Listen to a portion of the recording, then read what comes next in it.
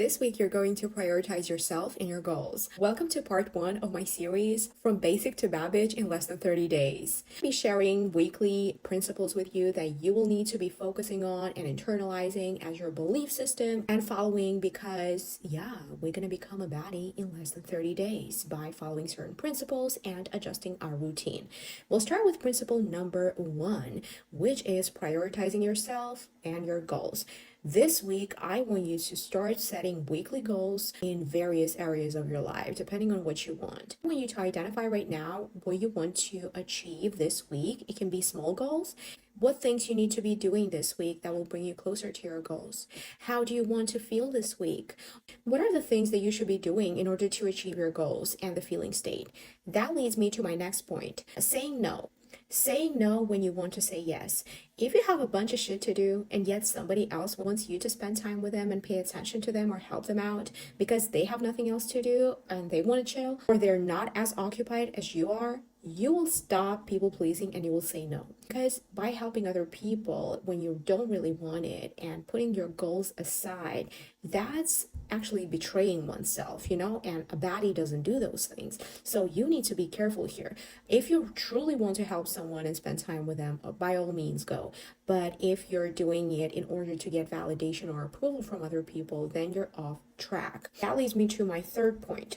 Validate your feelings and needs so that you don't have to get approval from other people and validation. Start checking in with yourself throughout the day. How am I feeling? And talk to yourself. I highly suggest establishing new voices in your head that override the voices that judge you or criticize your every move.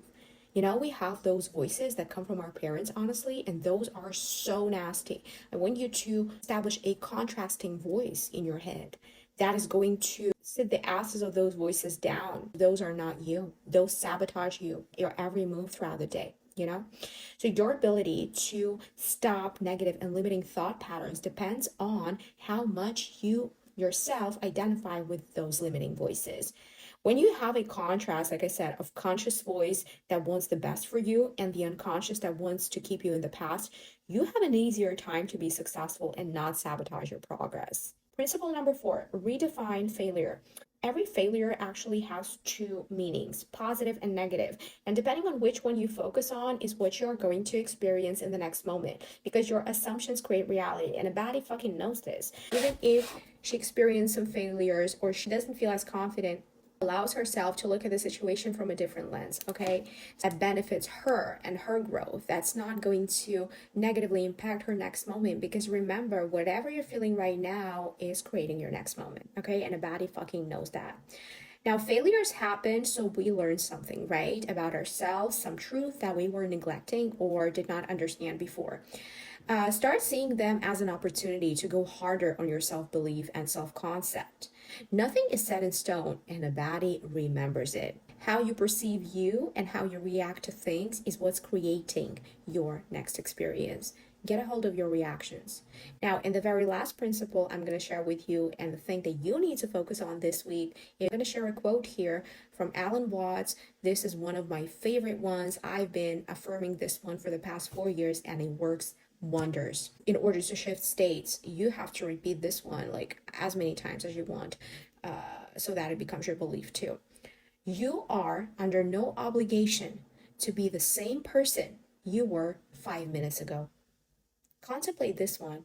This is so powerful. Alan Watts was teaching laws of nature, okay? He was a theologian. He studied many Eastern traditions, religions, and he was able to capture the meaning of all religions and traditions, which is this.